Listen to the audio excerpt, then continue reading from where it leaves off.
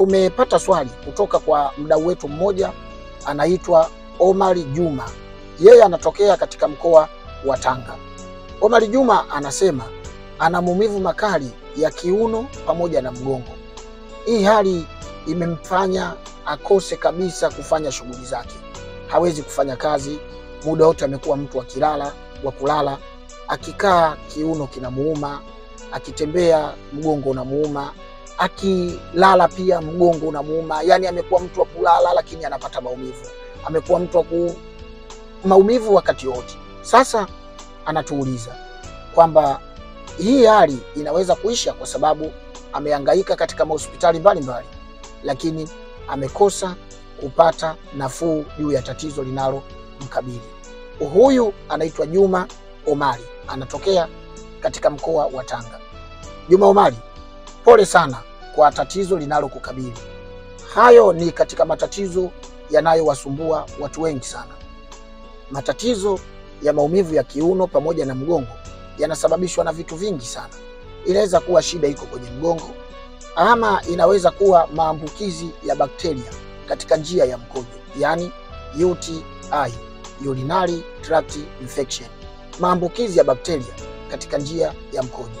Maambukizi haya yanapofika mpaka katika kidney, katika figo, yanasababisha maumivu makali ya kiuno pamoja na mgongo. Watu wengi wamekuwa wanahangaika na migongo na ndio maana wanakosa kupata nafuu kwa sababu wanachokihangaikia sicho kinachoumwa. Kwa hiyo kama umehangaika sana, maana yake kunaweza kitu kinachotibiwa sicho kinachoumwa. Lakini hayo ni katika matatizo yanayotibika. Ikiwa wewe, ndugu yako au mtu yoyote aliyepata nafasi ya kuangalia video hii, ikiwa una maumivu makali ya kiuno ama mgongo na umefanya vipimo vya mgongo hakuna shida, umefanya vipimo mbalimbali kwenye kiuno hakuna shida, lakini maumivu bado yanakusumbua, tafuta mti unaoitwa mmelemele. Mmelemele. Mti huu unapatikana sana katika mkoa wa Tanga, mkoa wa Pwani na Morogoro, pamoja na maeneo mengine katika nchi ya Tanzania pamoja na Afrika Mashariki. Unapatikana sana mti unaoitwa mmelemele. Ukipata mti huu, yale majani yake huwa yanakaushwa, yanatwangwa na kuleta ule unga wa huu mti. Ukipata ule unga wa mti wa mmelemele, utakuwa unachemsha kama unavyochemsha chai. Alafu majani ya chai ndio yanakuwa ule unga wa majani ya mti wa mmelemele.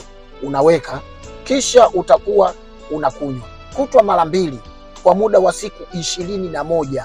Yani asubuhi unapata kikombe kimoja kama cha chai na jioni unapata kikombe kimoja kama cha chai. Mti wa mmelemele, kikombe cha chai asubuhi na jioni kwa muda wa siku 21.